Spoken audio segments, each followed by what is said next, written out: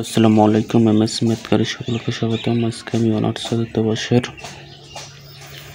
Hydrodynamic সাবজেক্টের একটি গুরুত্বপূর্ণ প্রশ্ন নিয়ে আলোচনা করব। প্রশ্নটি হচ্ছে স্রোতরেখা এবং পথরেখার মধ্যে পার্থক্য নির্ণয় করো, যা ন্যাশনাল ইউনিভার্সিটিতে 13, 17, 19 এবং 21 সালে ছিল। এর সমাধানটি হচ্ছে স্রোতরেখা এবং পথরেখার পার্থক্য। স্রোতরেখা, এটা হচ্ছে স্রোতরেখার ছক, এটা হচ্ছে পথরেখার ছক। তাহলে স্রোতরেখা এবং পথরেখার পার্থক্যের মধ্যে 1 নম্বরে প্রথমে সংখ্যাটা দেব। তাহলে স্রোতরেখার 1 নম্বর পার্থক্যটি হচ্ছে স্রোতরেখার সংখ্যা এবং পথরেখার 1 নম্বর পার্থক্যটি হচ্ছে পথরেখার সংখ্যা। তাহলে স্রোতরেখার 1 নম্বরটি হচ্ছে প্রবাহিত হওয়ার সময় তরল পদার্থের সকল কণা যদি একই বেগে এর অগ্রবর্তী কণার পথ অনুসরণ করে তাহলে সেই প্রবাহিত রেখাকে স্রোতরেখা বলে। আর পথরেখাটা হচ্ছে কোনো নির্দিষ্ট প্রবাহ কণার গতি বর্ণিত রেখাই পথরেখা। তো স্রোতরেখা এবং পথরেখাটা কি আমরা ক্লিয়ারভাবে বেসিক ক্লাসে শিখে এসেছি। এরপর 2 নম্বর পার্থক্যটি হচ্ছে স্রোতরেখা সর্বদাই সমান্তরাল এবং পথরেখা সমান্তরাল হতেও পারে, আবার নাও হতে পারে। 3 নম্বর পার্থক্যটি হচ্ছে কোনো মুহূর্তে প্রবাহী কণার গতি বর্ণনা করে। আর পথরেখার ক্ষেত্রে হচ্ছে কোনো প্রদত্ত সময় প্রবাহী কণার গতি বর্ণনা করে। অর্থাৎ স্রোতরেখাটা কোনো মুহূর্তে প্রবাহী কণার গতি বর্ণনা করে, আর পথরেখাটা একটি নির্দিষ্ট সময় প্রবাহী কণার গতি বর্ণনা করে।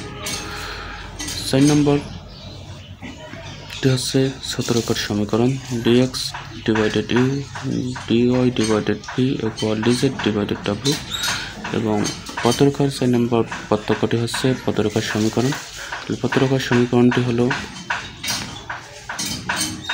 u equal dx divided dt, v equal dy divided dt এবং w ইকুয়াল dz ডিভাইডেড হচ্ছে dt। এবং 5 নম্বর পার্থক্যটি হচ্ছে চিত্র।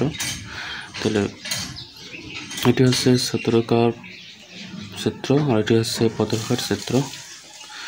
তাহলে এখানে আমি একটা নোট দিয়ে রেখেছি, সময় একই হলে বেগ একই হবে আর সময় ভিন্ন হলে বেগও ভিন্ন হবে। অর্থাৎ মূল কথা হচ্ছে বেগ একই হলে সময়টাও একই এবং বেগ ভিন্ন হলে সময়টাও ভিন্ন।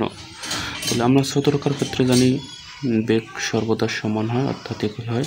তাহলে যেহেতু স্রোতরেখার ক্ষেত্রে বেগ সমান এবং একই হয়, সে কারণে সময়টাও এখানে একই। আবার পথরেখার ক্ষেত্রে আমরা জানি বেগটা হচ্ছে ভিন্ন, অর্থাৎ বেগ সমান হয় না।